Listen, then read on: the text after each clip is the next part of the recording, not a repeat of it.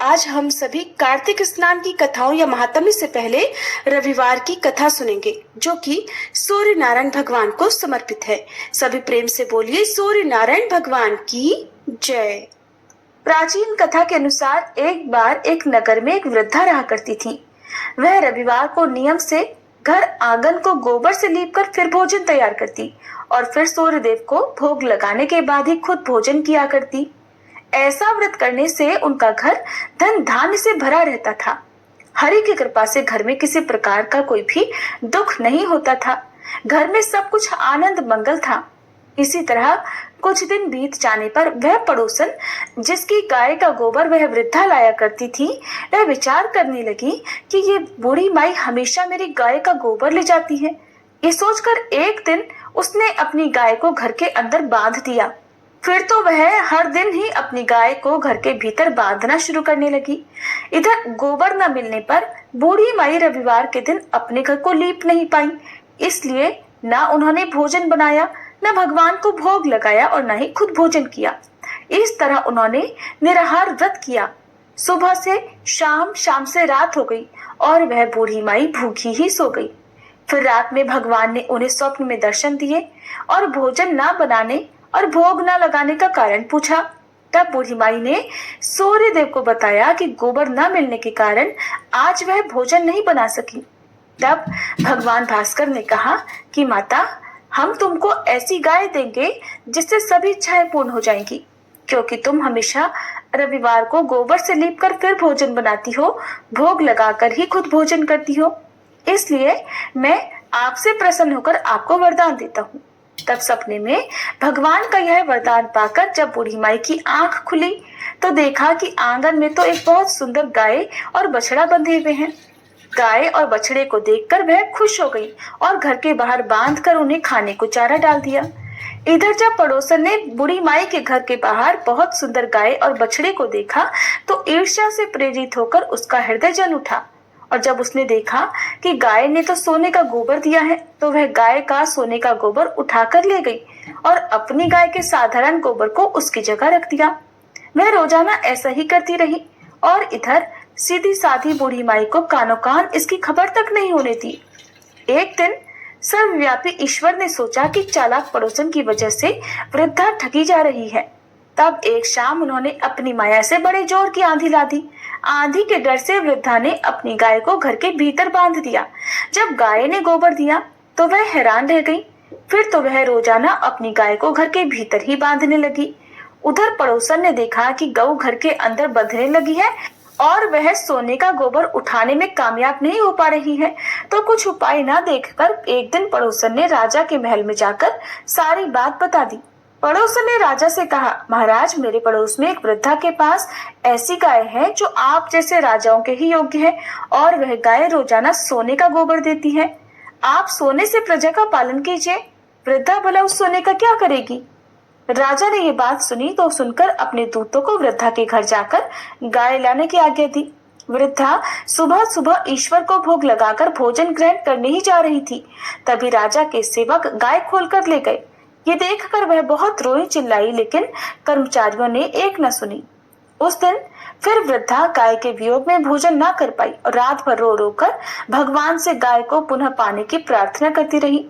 वहीं दूसरी ओर राजा गाय को देखकर बहुत प्रसन्न हुआ और सुबह जैसे ही वह उठा तो सारा महल गोबर से भरा दिखाई दिया। राजा ये देखकर घबरा गया। भगवान ने रात में राजा को स्वप्न में कहा, हे राजा, गाय वृद्ध को लौटा देने में ही तुम्हारी भलाई है। रविवार के व्रत से प्रसन्न होकर मैंने उस वृद्धा को ये गाय दी थी। सुबह होते ही राजा ने वृद्धा को बुलाकर बहुत सारा धन देकर सम्मान सहित गाय और बछड़ा उसे वापस कर दिया। इसके साथ ही पड़ोसन को बुलाकर उचित दंड भी दिया। ऐसा करने से राजा के महल की गंदगी दूर हो गई और उस दिन राजा ने नगर वासियों को आदेश दिया कि अपनी समस्त कामनाओं की पूर्ति के लिए वे सभी रविवार का व्रत रखा करें। और जब प्रजा ने रविवार व्रत का पालन करके कथा का श्रवण किया तो उन सभी के घर में सुख समृद्धि धन के भंडार भर गए। ऐसी है रविवार व्रत की महिमा। बोलिए सूर्य नारायण भगवान की जय। अब सुनिए कार्तिक मास की सीता नित्य नेम की कहानी। इस कहानी को सीता माता कहती थी और प्रभु श्री राम सुना करते थे। एक दिन श्री राम भगवान को किसी काम के लिए बाहर जाना पड़ा, तो सीता माता कहने लगी कि भगवान, मेरा तो 12 वर्ष का नित्यनेम है, अब आप बाहर जाएंगे तो मैं अपनी कहानी किसे सुनाऊंगी। तब श्री राम ने कहा कि सीते, आप कुएं की पाल पर जाकर बैठ जाना और वहां पर जो भी औरतें पानी भरने आएंगी उन्हें अपनी कहानी सुना दिया करना। सीता माता कुएं की पाल पर जाकर बैठ गई।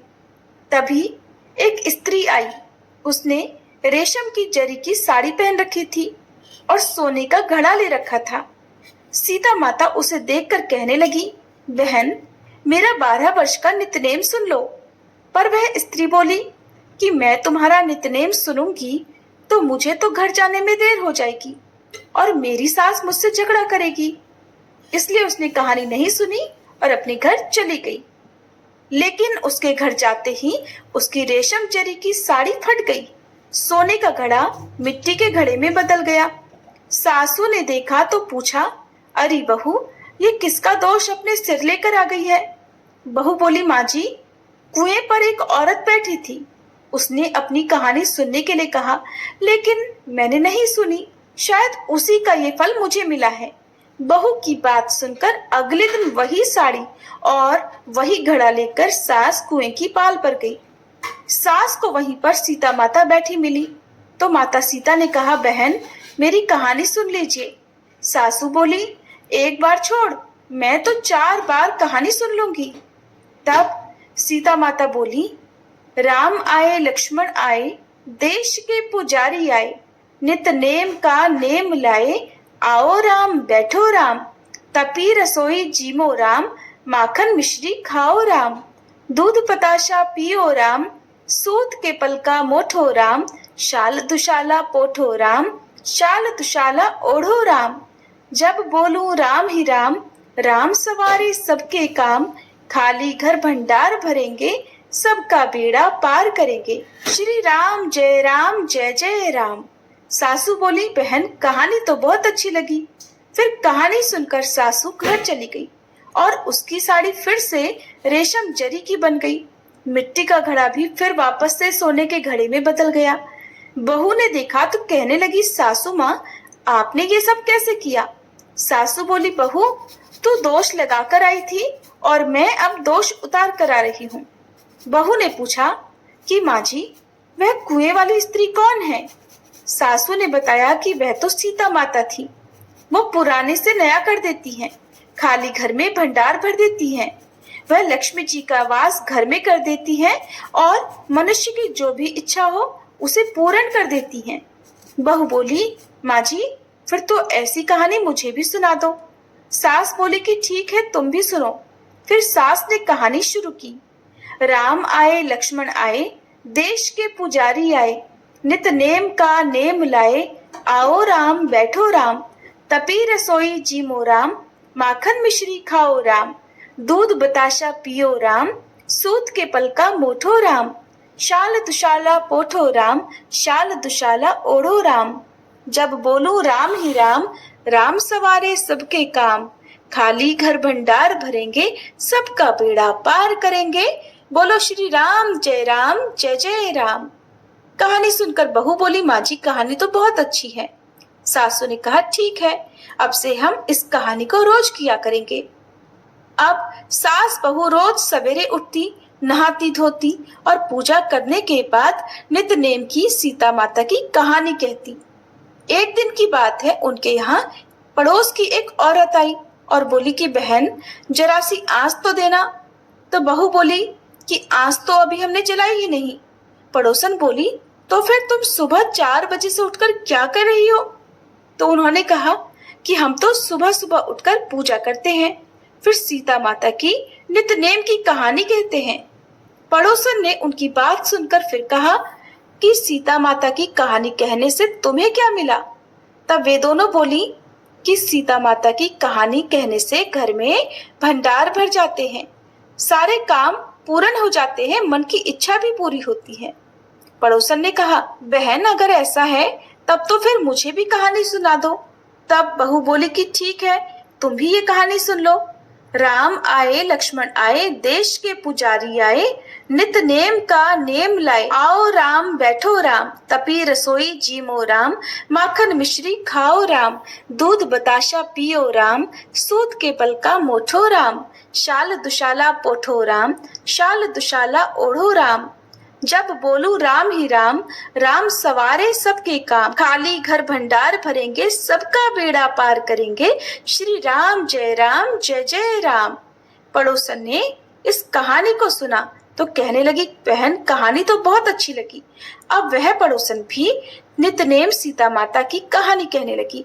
कहानी कहने से सीता माता ने पड़ोसन के भी धन के भंडार भर दिए। देखते ही देखते अब तो पूरे मोहल्ले में नितनेम की कथा चल पड़ी और हर किसी की मनोकामना पूर्ण होने लगी। हे सीता माता, जैसे आपने उन सभी के भंडार भरे, वैसे ही हमारे भी भरना। कहानी कहने वाले, सुनने वाले और हुंकार भरने वाले सबके भरना। सभी प्रेम से बोलिए सीता मैया की जय। अब सुनिए कार्तिक मास की पीपल पटवारी की कहानी। एक बार की बात है, एक गुजरी थी। उसने एक दिन अपनी बहू से कहा कि बहू तू दूध दही बेच कर आ। तो बहू पास के गांव में दूध दही बेचने गई। कार्तिक का महीना था, वहां पर सभी औरतें पीपल सींचने आती थी, तो वो भी बैठ गई और औरतों से पूछने लगी कि तुम क्या कर रही हो। औरतों ने बताया, हम तो पीपल की पटवारी सींच रही हैं। तब उसने पूछा, इससे क्या होता है। औरतों ने जवाब दिया कि इसके करने से अन्न धन मिलता है, वर्षों का बिछड़ा हुआ पति मिलता है। उस गुजरी ने कहा, तुम तो पानी से सींच रही हो, मैं दूध दही से सींचूंगी। ऐसा कहकर गुजरी की बहू ने सारा दूध दही पीपल की जड़ में डाल दिया और वह खाली हाथ घर गई। घर जाकर उसकी सास ने उससे कहा कि तूने दूध दही बेचा है तो लाकर पैसे दे। लेकिन बहू ने कह दिया कि माँ जी पैसे बाद में मिलेंगे। अब तो उसकी सास रोज उससे पूछती कि दूध दही बेचकर पैसे लाकर दे। तो उसने कहा, माँ जी जब कार्तिक का महीना पूरा हो जाएगा तब लाकर दूंगी। और इस तरह एक एक करके कार्तिक का महीना पूरा हो गया।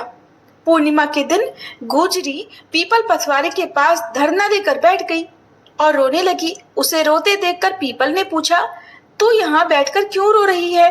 तब बहू ने कहा, मेरी सासू दूध दही के बदले आज मुझसे पैसे मांगेगी। तो पीपल ने कहा, मेरे पास पैसे नहीं हैं, ये पत्थर डंडे पान पत्ते पड़े हैं, ये ले जा और गुल्लक में रख देना। बहू घर पहुंची और उसने पीपल के बताए अनुसार ही किया। सासू माँ ने उसे देखा तो फिर पूछा, बहू आज तो पैसे लाई है ना। तो गुजरी ने कहा, माँ जी मैंने गुल्लक में रखे हैं। तब सास ने गुल्लक खोल कर देखा तो देखकर हैरान रह गई कि उसमें तो हीरे मोती जगमगा रहे हैं। पत्थर डंडे और पत्तों का धन हो गया था। सासू बोली, बहू इतना पैसा कहाँ से लेकर आई हो। बहू को विश्वास नहीं हुआ। आकर देखा तो क्या देखती है, बहुत सारा धन पड़ा है। तब बहू ने कहा, सासू जी मैंने तो एक महीना दूध दही से पीपल की पटवारी में सींचा था और मैंने उससे धन मांगा तो उसने मुझे पत्थर डंडे पत्ते दे दिए थे जो मैंने गुल्लक में रख दिए थे और वह हीरे मोती बन गए। अब तो सासू ने कहा, बहू तब तो अब की बार मैं भी पटवारी सींचूंगी। सास दूध दही तो बेच आती और हांडी धोकर पीपल पटवारी में रख देती और बहू से घर आकर कहती, बहू चल अब तू मुझसे पैसे मांग। तो बहू कहती, माँ जी कभी बहू भी सास से पैसे मांगती है क्या। तो सासू कहती, तू मुझसे पैसे मांग। तो बहू ने सास से कहा, माँ जी दूध दही बेचकर आई हो, पैसे दो। सासू बोली, बहू कार्तिक का महीना पूरा होगा तब तुम्हें पैसे दे दूंगी। अब इधर कार्तिक का महीना पूरा हुआ तो सासू जी अपनी बहू के कहे और करे अनुसार पीपल पटवारी पर जाकर धरना लेकर बैठ गई।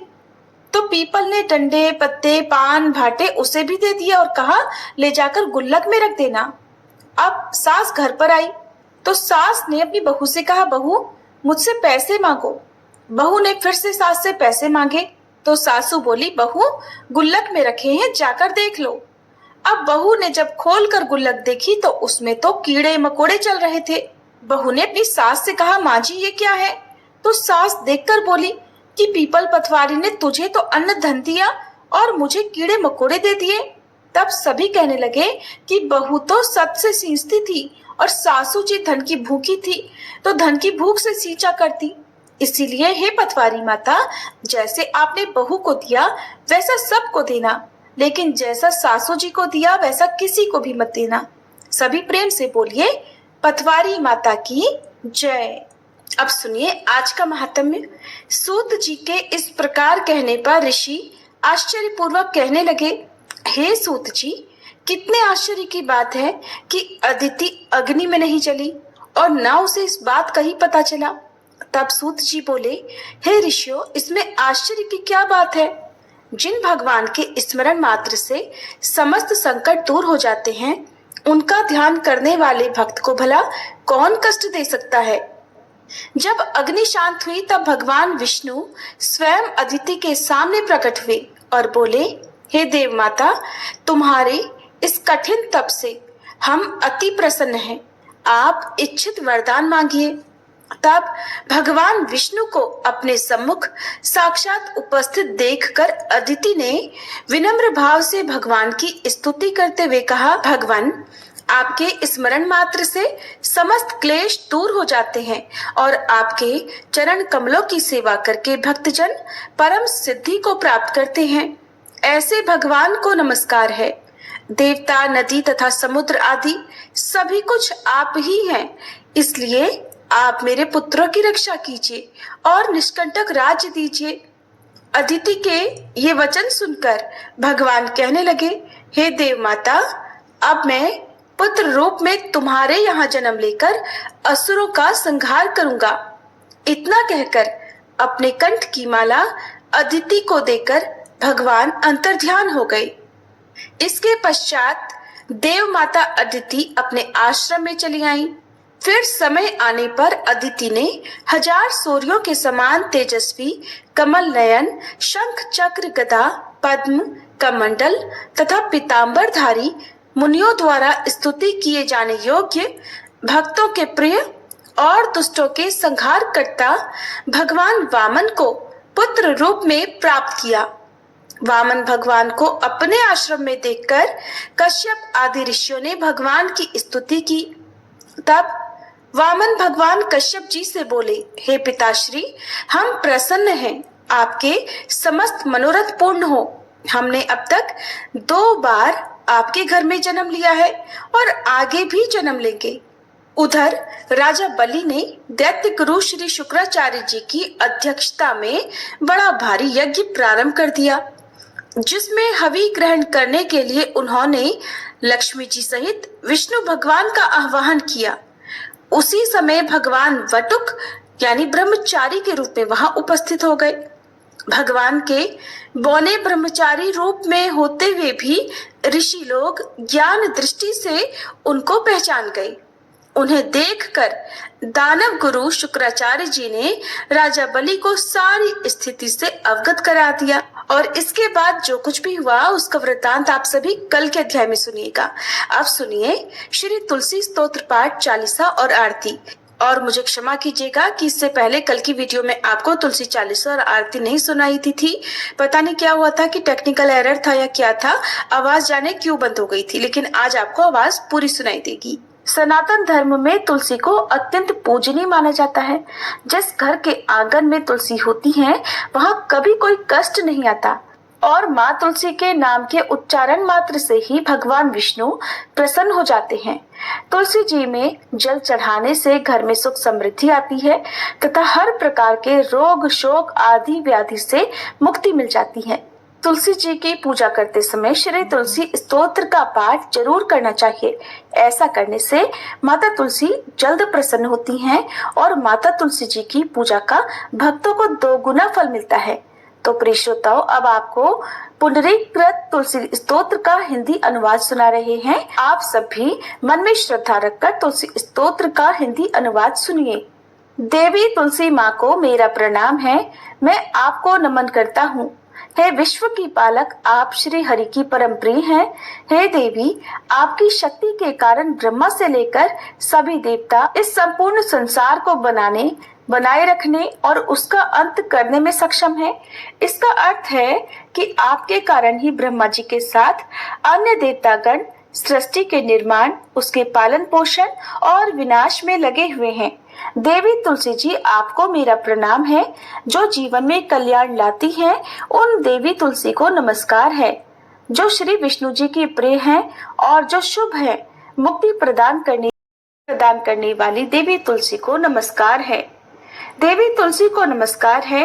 हे देवी, कृपया मुझे सभी प्रकार के दुर्भाग्य और विपत्तियों से बचाए रखना। हे देवी, आपकी महिमा का वर्णन करना, यहाँ तक कि आपका स्मरण मात्र ही मनुष्य को पवित्र बना देता है। देवी तुलसी जी को प्रणाम। मैं देवी तुलसी को पूरी श्रद्धा के साथ प्रणाम करता हूँ, जो देवियों में सबसे प्रमुख है और जिनका तेजोमय रूप है, जिसे देखकर इस नश्वर संसार के सभी पापी अपने पापों से मुक्त हो जाते हैं। देवी तुलसी को मेरा प्रणाम है। इस पूरे विश्व को देवी तुलसी जी ने संरक्षित किया है, जिसमें गतिमान और अचल दोनों प्राणी शामिल हैं। देवी पापी व्यक्ति के सभी पापों को नष्ट कर देती हैं। एक बार जब वे उन्हें देखते हैं और भक्ति के साथ उनके सामने आत्मसमर्पण करते हैं, इसका अर्थ है कि माता तुलसी चर और अचर समेत पूरे जगत की रक्षा करती हैं और अपने दर्शन मात्र से ही पापी मनुष्यों के सभी पापों को नष्ट कर देती हैं, या फिर तुलसी जी के दर्शन मात्र से ही पापियों के पाप नष्ट हो जाते हैं। देवी तुलसी को मेरा प्रणाम है। जो भी श्रद्धा के साथ देवी तुलसी के सामने हाथ जोड़कर प्रणाम करते हैं, वे इस कलयुग के बंधनों को पार कर जाते हैं और सभी प्रकार के सुख और प्रसन्नता को प्राप्त करते हैं, फिर चाहे वह महिला हो, व्यापारी हो या अन्य कोई भी जन। देवी तुलसी को मेरा नमस्कार। देवी तुलसी के समान इस पृथ्वी पर और कोई देवता नहीं है। देवी विश्व को उसी प्रकार शुद्ध करती हैं जैसे वैष्णव भगवान विष्णु जी के संग से शुद्ध होते हैं। देवी तुलसी को मेरा प्रणाम। इस कलयुग में भगवान विष्णु जी के माथे पर तुलसी पत्र चढ़ाना भक्तों के मस्तक पर विष्णु जी के वरदान, कृपा और आशीर्वाद को हमेशा बनाए रखता है। इसका अर्थ है कि जो भी व्यक्ति इस कलयुग में भगवान श्री विष्णु जी के मस्तक पर तुलसी जी को अर्पित करता है, उसके ऊपर हमेशा भगवान विष्णु जी का आशीर्वाद बना रहता है। देवी तुलसी को नमस्कार है। तुलसी जी में हमेशा सभी देवी देवताओं का वास रहता है, इसलिए इस संसार में तुलसी जी की पूजा करना सभी देवी देवताओं की पूजा के समान है। इसका अर्थ है कि तुलसी जी की पूजा से सभी देवों की पूजा संपन्न हो जाती है। देवी तुलसी को मेरा नमस्कार है। आप सब कुछ जानने वाली हैं और भगवान विष्णु जी के प्रिय हैं। अपने भक्तों को आप सभी प्रकार की समृद्धि प्रदान करती हैं। देवी, कृपया मुझे सभी प्रकार के पापों से बचाएं। हे देवी तुलसी जी को नमस्कार है। पहले के समय में यह भजन बुद्धिमान पुंडरीक के द्वारा हर रोज भगवान श्री विष्णु जी की पूजा करते हुए उन्हें तुलसी के पत्तों से अलंकृत करते हुए गाया जाता था। देवी तुलसी जी को नमस्कार है।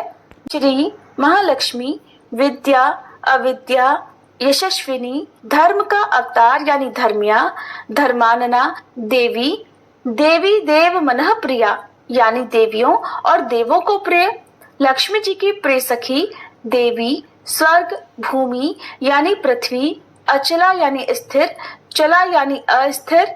देवी तुलसी के इन 16 नामों का भक्तगण पाठ करते हैं या महिमा गाते हैं। देवी के 16 नामों का पाठ करने वाले भक्त आसानी से श्री हरि की भक्ति प्राप्त कर लेते हैं और अंत में भगवान विष्णु जी के चरण कमलों में स्थान प्राप्त करते हैं, जिन्हें माँ तुलसी, पृथ्वी, महालक्ष्मी, कमल की स्वामिनी और श्री हरि की प्रिया के नाम से भी जाना जाता है। देवी तुलसी को मेरा नमस्कार है।